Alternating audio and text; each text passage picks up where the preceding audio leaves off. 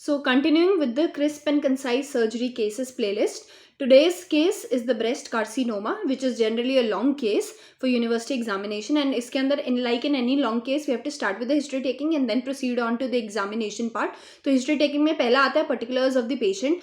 हर long case में same ही लोगे आप, name लोगे, age लोगे, sex या gender लोगे, then occupation, the resident कहाँ का है वो patient, and religion may or may not be necessary. ठीक है. Then उसके बाद you will start the patient presented to the OPD with so and so complaints. Chief complaints important है. Now breast के केस में क्या चीफ कंप्लेन्स हो सकती हैं? स्वेलिंग हो सकती है राइट और left breast for these many months, then pain in the breast for these many months, ulceration of the breast, nipple discharge या स्वेलिंग इन द एक्सिला या नेक के अंदर पेशेंट आ रहा है. So you will write this. Then starting on with the history of presenting illness, HOPI के अंदर you will start the patient was apparently well so and so years या duration back when she presented with complaints of this. अब we have to elaborate the chief complaint. तो जो भी आपकी chief complaint है वो elaborate करोगे. मैं example देती हूँ. जैसे अगर swelling है तो what you will say, जैसे भी कोई भी हम swelling को describe करते हैं, site of swelling क्या है, ऑनसेट क्या है, देन ड्यूरेशन क्या है, उसकी प्रोग्रेशन क्या है, साइज कितना पेशेंट ने बताया, एंड प्रोग्रेशन कैसे बताओगे पेशेंट की लैंग्वेज में कि पहले कितने साइज का था रफली एंड अब कितने साइज में प्रोग्रेस कर गया, एंड कोई हिस्ट्री है of swelling in the opposite breast या फिर कोई एक्सिला के अंदर कोई स्वेलिंग है.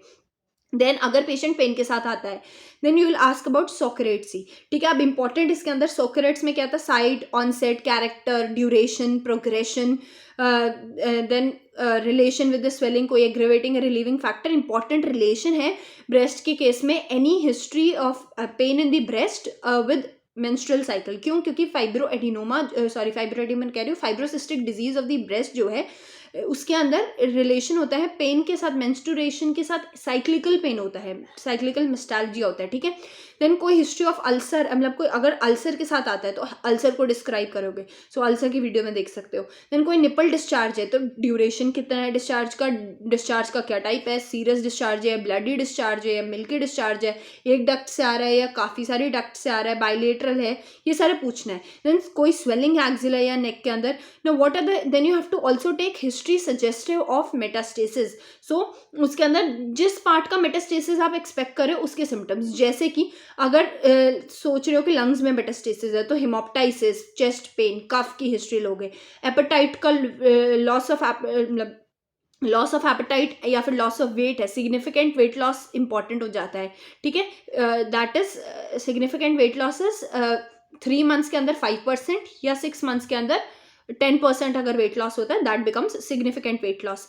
Then pain in the abdomen, अगर मतलब कोई पेशेंट सोच रहे हो लिवर का मेटास्टेसिस है तो pen in the abdomen, jaundice, ये सारे का हिस्ट्री आप लोगे. देन हिस्ट्री बोन, क्योंकि ब्रेस्ट तो ऑस्टियोलिटिक कॉलोनीज करता है बोन्स के अंदर, सो वेरी इंपॉर्टेंट है हिस्ट्री ऑफ कोई बैक पेन है या कोई बोन पेन है, देन कोई लिम्ब के अंदर कोई एक वगैरह है. एंड अगर ब्रेन का मेटास्टेसिस सोच रहे हो तो history of any headaches, loss of consciousness है, कोई वॉमिटिंग है या वीकनेस ऑफ एनी लिम्ब, ये सारे मतलब सारी हिस्ट्री पूछ लो. उसके अलावा टीबी बहुत इंपॉर्टेंट है कि अगर ब्रेस्ट एब्सेस वगैरह कुछ सोच रहे हो तो टीबी इंपॉर्टेंट है. एंड दूसरा इसलिए फीवर का पूछोगे या कोई भी इन्फेक्टिव पैथोलॉजी फीवर वगैरह से आप रूल आउट कर सकते हो. फिर नेक्स्ट है पास्ट. ये सारे हो गए मेन HOPI की नेगेटिव कंप्लेंट्स जो आपने पूछनी है. फिर से बता रही हूँ, स्वेलिंग है तो स्वेलिंग एक्सप्लेन करो, अल्सर एक्सप्लेन करो, पेन को इलाबोरेट करो, पेन मिस्टाल्जिया, साइक्लिकल मिस्टाल्जिया इंपॉर्टेंट हो जाता है, कोई निपल डिस्चार्ज है उसका कैरेक्टर देखो, स्वेलिंग इन नेक वगैरह है, या फिर negative history suggestive of metastasis becomes very important. Then past history, then family history important है. अब फैमिली हिस्ट्री जनरली क्या लिखते हैं, there is no history of similar complaints in the family. Similar तो इंपॉर्टेंट है, ब्रेस्ट कैंसर की तो important है, बट साथ में कोलोरेक्टल कैंसर की इंपॉर्टेंट है, ओवेरियन कार्सिनोमा की इंपॉर्टेंट है कंप्लेंट, एंड ब्रेस्ट कैंसर. क्यों? क्योंकि जो ब्राका जीन म्यूटेशन होती है वो सिर्फ ब्रेस्ट कैंसर नहीं करती, वो बाकी कैंसर्स के लिए भी रिस्क फैक्टर होती है. तो ये सारे रिस्क फैक्टर्स अपने रूल आउट करने हैं. ठीक है. देन कोई ट्रीटमेंट या कोई drug history becomes important. Personal history very important है. इसके अंदर proper menstrual history is important. Obstetric history के अंदर एज क्या थी प्यूबर्टी पे, टोटल प्रेगनेंसी कितनी हुई है, number of abortions is also important, क्योंकि अबॉर्शंस के अंदर रिस्क फैक्टर हो जाते हैं. वी नो प्रोजेस्ट्रॉन है प्रोटेक्टिव होता है, oestrogen, only oestrogen exposure is a risk factor for breast carcinoma. So abortion होने का मतलब ये है कि वो ड्यूरेशन कम हो गया, ठीक है, प्रोजेस्ट्रॉन एक्सपोजर का, so that becomes a risk factor. Then important है mode of delivery and history of breast feeding, कितने टाइम के लिए, क्योंकि breast feeding we know becomes protective. Cumulative अगर 1 ईयर का ड्यूरेशन ब्रेस्ट फीडिंग है वो प्रोटेक्टिव हो जाता है। क्यूमुलेटिव मतलब कि जो टोटल सारी प्रेगनेंसीज का मिलाकर 1 ही साल गिनोगे तब वो प्रोटेक्टिव हो जाएगा, ठीक है।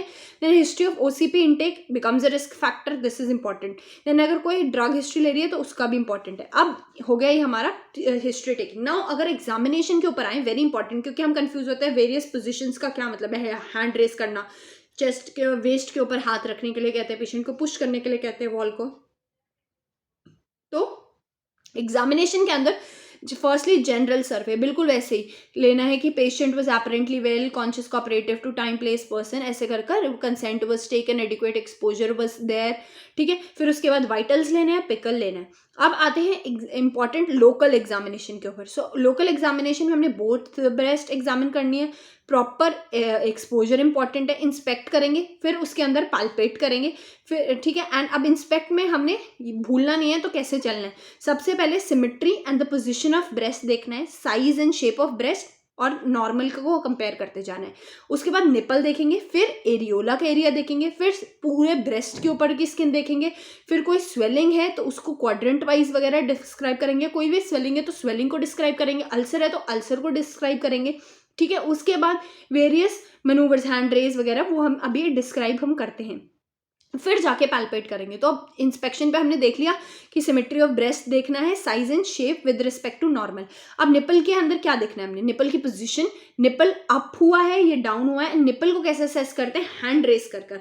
तो पहले तो नॉर्मल उसमें देख लिया हमने, ठीक है। उसके बाद जब भी हम पेशेंट को कहेंगे कि आर्म्स को हेड के ऊपर ऐसे कर लो एंड उसके बाद एग्जामिन हम करेंगे, तो उससे क्या होगा, निपल वाले या कोई भी डिम्पलिंग, पकरिंग जो भी है, ये सारी चीजें प्रोमिनेंट हो जाती हैं, ठीक है। So to look for nipple deviation हम आर्म्स को रेज करेंगे। पहले मैं पोजीशंस बता देती हूँ फिर डिटेल में चलेंगे। देन अगर हम पेशेंट से कहें कि पेशेंट ऐसे लेटा है एंड आगे की साइड पर बेंड कर रहे हैं, लीनिंग फॉरवर्ड, तो इससे क्या होगा, जो ब्रेस्ट है वो नीचे अगर फ्री है ब्रेस्ट टिश्यू तो जनरली टेंडेंसी उसको फॉल करेगा, बट अगर एक फॉल करता है एक नहीं करता तो this shows fixity of the lump या जो भी है टू द ब्रेस्ट टिश्यू है अंदर, ठीक है। It is not chest wall, it is not skin, it is nothing, उनके लिए अलग टेस्ट हैं, this is just fixity to the breast tissue, ठीक है।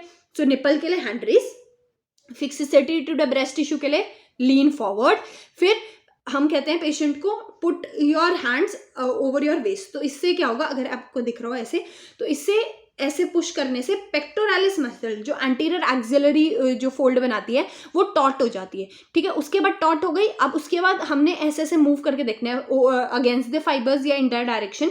अगर वो मूव हो जाती है तो it is not fix to the pectoralis, अगर नहीं मूव करते तो it is fix to the pectoralis. And also important है, ये हम चेक तो कर रहे हैं लेकिन जब हम टीएनएम स्टेजिंग करते हैं पेक्टोरालिस की involvement is not equal to chest wall involvement, ठीक है, दैट इज इंपॉर्टेंट। फिर पेशेंट को कहते हैं पुश फॉरवर्ड्स ऐसे, एंड उसके बाद हम चेक करते हैं फॉर द लंप वगैरह and fixity, then that is for the serratus anterior muscle, and in case the serratus anterior muscle is involve then it is counted as chest wall involvement. तो chest wall involvement serratus muscle, intercostal muscles and ribs का involvement is chest wall involvement, ठीक है। Then उसके बाद we also are going to examine the patient in supine or recumbent position, क्यों, क्योंकि inferior aspect of जो breast है वो छुप जाता है बैठने से, तो उसको हम प्रॉपर एग्जामिन उसे बेटर कर सकते हैं। अब इंडिविजुअली देखें तो निपल की हमने position, whether nipple is drawn up और डाउन, हैंड रेस करके हम देख रहे थे, डिस्प्लेज हुआ इनवर्ड्स या आउटवर्ड्स, एंड इसके अंदर हम पैल्पेशन के केस में इसका डिस्टेंस भी मेजर कर सकते हैं, ठीक है, कि नॉर्मल के एस्पेक्ट में कितना अप डाउन हुआ है, ये कितना आगे पीछे हुआ है, inwards outwards. Then shape and the size of the nipple, क्यों, क्योंकि वी नो कि slit like nipple and circumferential different होता है। अगर स्लिट लाइक निपल की रिट्रैक्शन है तो डक्टल एक्टेजिया की वजह से होती है, एंड अगर सर्कमफ्रेंशियल है तो यूजुअली वो कार्सिनोमा की वजह से होती है। देन इज द सर्फेस, कोई क्रैक्स एंड फिजर्स तो नहीं है, कोई निपल की रिट्रैक्शन बता दी ऑलरेडी, एनी डिस्चार्ज तो नहीं है from the nipple, single duct से या मल्टीपल डक्ट से, टाइप ऑफ डिस्चार्ज क्या है दैट बिकम्स इंपॉर्टेंट, वो सारे वाइवा वॉइस में बताती हूँ। देन निपल हो गया, अब आसपास एरियोला, साइज क्या है, कोई रिट्रैक्शन है, कोई क्रैक्स फिशर्स है, एक्साइमा है, एक्साइमा इंपॉर्टेंट, एक्साइमा और pages disease of the breast क्या है, pages disease of breast is unilateral generally, जबकि एक्साइमा बाइलेटरल कंडीशन होती है, ठीक है। देन कोई डिस्चार्ज तो नहीं है। Then you come on to the skin of the breast. अब skin of the breast important हो जाती है, क्यों, क्योंकि प्यूदे ऑरेंज अपीयरेंस हमने देखनी है, इन्फ्लेमेटरी ब्रेस्ट की टीएनएम स्टेजिंग ही अलग हो जाती है, सीधा T4D पे चला जाएगा वो सीधा। तो स्किन के ऊपर क्या देखने को, scar marks, engorgements, pigmentation, redness and shininess, ये तो हम इन जनरल स्किन में देखते हैं हर जगह। इंपॉर्टेंट है कि डिम्पलिंग है, कोई रिट्रैक्शन है, पकरिंग है, कोई प्यूदे ऑरेंज अपीयरेंस है, कोई नोड्यूल्स, अल्सरेशन है, या फिर पूरे चेस्ट वॉल पे अगर स्प्रेड हो चुका है तो उसे हम कैंसर एनक्यूरास कहते हैं अपीयरेंस, ठीक है। अब इंपॉर्टेंट है कि satellite nodules is skin involvement, ठीक है, एंड प्यूदे ऑरेंज अपीयरेंस तो इन्फ्लेमेटरी वाला स्टेज 4D ही हो जाएगा, जबकि ये जो डिम्पलिंग, रिट्रैक्शन है, ये सारे this is not skin involvement, this becomes important, ठीक है। जब हम टीएनएम स्टेजिंग करते हैं तो उसमें यू हैव टू नोट कि T4A is chest wall involvement, T4B is skin involvement, T4C is chest wall and skin involvement, and T4D becomes inflammatory वाला जो प्यूदे ऑरेंज अपीयरेंस आ जाता है। Then you have to look for any other swelling है, तो swelling को explain करो, कौन से क्वाड्रेंट में है, एक्सटेंट क्या है, साइज, शेप्स, जैसे प्रॉपर स्वेलिंग एक्सप्लेन करते हैं, बाकी वीडियोस में आप देख सकते हो, स्वेलिंग की अलग से वीडियो है, तो that you have to explain properly. या कोई अल्सर है तो अल्सर की तरह एक्सप्लेन करना है, and you have to look कि कोई एडीमा तो नहीं है आम में, एंड वेरियस पोजिशंस के साथ क्या क्या देखते हैं, that I have already said, ठीक है। फिर ये हो गया इंस्पेक्ट। अब पैल्पेट करेंगे, सो हमेशा नॉर्मल साइड को पहले पैल्पेट करेंगे, उसके बाद जो अफेक्टेड साइड है, एंड इसके अंदर हमने टेम्परेचर देखना है, ठीक है, बैक ऑफ द आर्म से देखते हैं, देन टेंडरनेस देखनी है, फिर स्वेलिंग देखनी है। स्वेलिंग को हमने again position, extent, size, shape, margin, surface, ये सब हमने बताना होता है, एंड उसके बाद इसे मेजर करके बताना होता है। देन इंपॉर्टेंट है, अब हमने देखना है वो लंप की स्टेजिंग हमने मन में क्लिनिकली सोचनी है टीएनएम, तो उसके लिए फिक्सिसिटी टू स्किन तो नहीं है, तो उसके लिए हम स्किन पिंच कर सकते हैं, या फिर हमने ये सारे साइंस जो मैंने अभी बताए थे वो सारे देख सकते हैं, ठीक है। एंड स्किन हो या निप्पल हो, हैंड रेस करके प्रोमिनेंट हो जाती है इसकी फाइंडिंग्स। देन फिक्सिसिटी तो pectoralis fascia and pectoralis muscle देखना है, तो वो कैसे देखोगे, hands over the waist and contract करने के लिए कहोगे। Then is the fixity chest wall से, यानी सेरेटस एंटीरियर वाली, सो आर्म्स को push against the wall and then you will examine. Then is the, अगर सिस्टिक है यानी कोई एब्सेस वगैरह, then you have to look for any cystic swelling, हर कहीं भी हो, ट्रांसइल्यूमिनेशन एंड फ्लक्चुएशन देखनी है, that becomes important. Then ulcer है तो अल्सर को डिस्क्राइब करोगे, and you have to examine the lymph nodes. Then सिर्फ एक्सिलरी लिम्फ नोड्स ही नहीं एग्जामिन करने, you have to examine the supraclavicular group of lymph nodes. कैसे एग्जामिन करते हैं, बैक से, पीछे से खड़े होकर एग्जामिन करेंगे पेशेंट को, एंटीरियरली ऐसे एग्जामिन करेंगे। एंड इंपॉर्टेंट है वेरियस एक्सिलरी लिम्फ नोड्स की पोजीशन इंपॉर्टेंट है, तो कैसे करेंगे, पेशेंट ये वाला हाथ, जैसे suppose I am the patient, तो ये वाला हाथ मैं एग्जामिनर के हाथ में रखूंगी, एंड एग्जामिनर मेरे को करेगा, तो ये anterior group around the air axillary fold, posterior axillary fold, lateral के लिए वो ऐसे करेगा, मतलब समझ गए, मेरे को फेस करे एग्जामिनर, एंड लेटरल के लिए हम पीछे से भी कर सकते हैं, स्टैंडिंग बिहाइंड द पेशेंट को लेटरल ग्रुप यहाँ होगा, एंड एपाइकल और जो है उसके अंदर होगा, ठीक है, एक्सिला के अंदर। सो ये लेवल्स भी होते हैं, एंड लेवल्स किससे होते हैं, पेक्टोरालिस माइनर मसल की रिलेशनशिप में लेवल्स होते हैं, लेटरल वाला ग्रुप 1, उसके पीछे ग्रुप 2, एंड उसके मीडियल वाला ग्रुप 3 हो जाता है। So this becomes important. Then various systems के लिए एक एक दो दो लाइन आपको लिखनी पड़ती है। सो एंड में प्रोबेबल डायग्नोसिस कैसे लिखोगे, probably this is a case of carcinoma breast of the right और the left side with the TNM staging this, and finally TNM staging तो क्लिनिकल है, उसके बाद हम पेशेंट को क्या बताएंगे कि आपका कौन से स्टेज का डिजीज है, तो फिर finally staging of the disease हमने एंड में लिखना होता है। अब फटाफट वाइवा वाइज कवर करते हैं। थ्योरी तो थ्योरी है, that you have to study.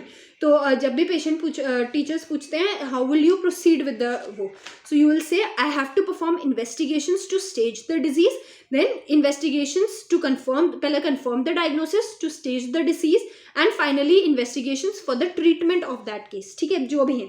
Then breast lump के अंदर मैं पहले छोटा एक तो होता है गेल्स रिस्क असेसमेंट इंडेक्स, उसके अंदर के पैरामीटर्स क्या होते हैं, age of the first child birth, menarche कब अटेन हुआ, बायोप्सी हुई है कोई प्रीवियसली, देन कोई फैमिली हिस्ट्री है या नहीं, ठीक है।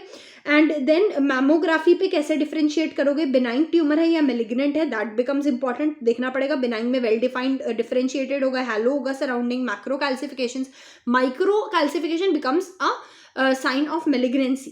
इरेगुलर अगर स्पिकुलेटेड लीजन है, माइक्रो कैल्सिफिकेशन या कोई आर्किटेक्चरल डिसर है। ऐसे ही अल्ट्रासाउंड पे बिनाइन लंप और मेलिग्नेंट लंप को कैसे डिफरेंशिएट करोगे। सो बिनाइन वाला हाइपर इकोइक होगा और मेलिग्नेंट वाला हाइपो इकोइक। इंपॉर्टेंट है ये वाले, मैंने उससे वही पॉइंट्स बता रही हूँ जो गलत हो सकते हैं, बाकी you have to look from theory book, theory notes also. Then इस बिनाइन लंप में पेरिफेरल वैस्कुलैरिटी होगी, जबकि अगर मेलिग्नेंट है तो सेंट्रल वाली होगी। बिनाइन के अंदर वेल सर्कमस्क्राइब्ड होगा, यहाँ पर इरेगुलर सर्कमस्क्राइब्ड हो सकता है। निपल डिस्चार्ज वेरियस टाइप का होगा, bloody nipple discharge generally ductal papilloma में दिख सकता है most commonly, it can be seen in breast carcinoma also. Serous ductal ectasia के अंदर जनरली है, फाइब्रोसिस्टिक डिजीज जिसके अंदर साइक्लिकल मेस्टाल्जिया हो रहा है, मिल्की गैलेक्टोरिया में है, ग्रीनिश है तो अगेन डक्टल एक्टेजिया। ठीक है, ऑलरेडी बता दिया कि circumferential and slit like nipple retraction क्या होगा। सर्कमफ्रेंशियल इज फॉर सी कार्सिनोमा के अंदर, एंड स्लिट लाइक है तो डक्टल एक्टेजिया के अंदर। ठीक है, अर्ली मेनार्की कहेंगे अगर लेस देन 12 ईयर्स होता है, तो ये सारी गायनी वाली बातें हैं। ठीक है, अब इंपॉर्टेंट है, यहीं पर कवर कर देती हूँ, what is ECOG scale and what is the Karnofsky scale. So ये हम मेलिग्नेंसी, ये हम ट्यूमर्स के केस में करते हैं। कर्नॉफ्स्की जो स्केल है वो both benign and malignant lump के लिए होता है, जबकि ECOG सिर्फ और सिर्फ मेलिग्नेंट लंप के लिए होता है। एंड इसकी ग्रेडिंग्स इंपॉर्टेंट हो सकती हैं, वाइवा में पूछ सकते हैं। तो हम कैसे ग्रेड करते हैं कर्नॉफ्स्की स्केल है, ये परफॉर्मेंस स्कोर्स है, यानी हमें बताता है कि पेशेंट कितना सही है एंड कितना सीवियर है। सो कर्नॉफ्स्की स्केल के अंदर 100 से 80 वाला वो पेशेंट होगा जो अपने नॉर्मल एक्टिविटी भी कर सकता है एंड उस कोई असिस्टेंस नीडेड नहीं है। ठीक है, देन इज द 70 से 50 उस वाले स्कोर उन्हें देते हैं who are unable to carry out work and वो, लेकिन वेरिएबल असिस्टेंस, यानी अपना काम थोड़ा बहुत कर सकते हैं, वेरिएबल असिस्टेंस नीडेड है बट वो काम नहीं कर सकते। एंड जो 40 से 0 वो होंगे, वो सेल्फ केयर भी नहीं कर सकते, totally dependent upon the assistant. ये तो for benign as well as for malignant cases Karnofsky's performance score. जबकि ECOG जो है, that is Eastern Cooperative Oncology Group ने जो स्टेजिंग दी थी, वो सिर्फ मेलिग्नेंट केसेस में करते हैं। वो 0, 1, 2, 3, 4 ऐसे डिवाइड करते हैं। 0 जो फुली एक्टिव पर्सन है, able to carry out routine work. Grade 1 अगर रिस्ट्रिक्शन ऑफ स्ट्रेनुअस एक्टिविटीज हैं बट लाइट वर्क कर सकते हैं। 2 ग्रेड कहेंगे एम्बुलेटरी हैं लेकिन अनेबल, नॉर्मल एक्टिविटी नहीं कर सकते लेकिन हल्का हल्का मूव कर सकते हैं। फिर ग्रेड 3 कहेंगे सिर्फ लिमिटेड सेल्फ केयर कर सकते हैं and they are confined to bed for more than 50% of the working hours. जबकि 2 वाले में जो एम्बुलेटरी थे but unable to do normal activities, वो लेस देन 50 आवर्स के लिए रिस्ट्रिक्टेड टू बेड है। एंड फाइनली 4 वाला कंप्लीटली कन्फाइंड टू बेड। तो ये आप देख सकते हो। उसके अलावा जो थ्योरी है ब्रेस्ट कार्सिनोमा की, दैट बिकम्स इंपॉर्टेंट। इसके अंदर जो ट्रिपल असेसमेंट है, history taking and examination is 1, दूसरा रेडियोलॉजिकल इन्वेस्टिगेशंस एंड तीसरा इज दी FNAC वगैरह, मतलब हिस्टोपैथ एग्जामिनेशन वगैरह। And the treatment modified radical mastectomy and breast की पूरी theory becomes very important, but I have covered all of the clinical aspects. So if you like this video, give this video a thumbs up and do subscribe to my channel. Thank you.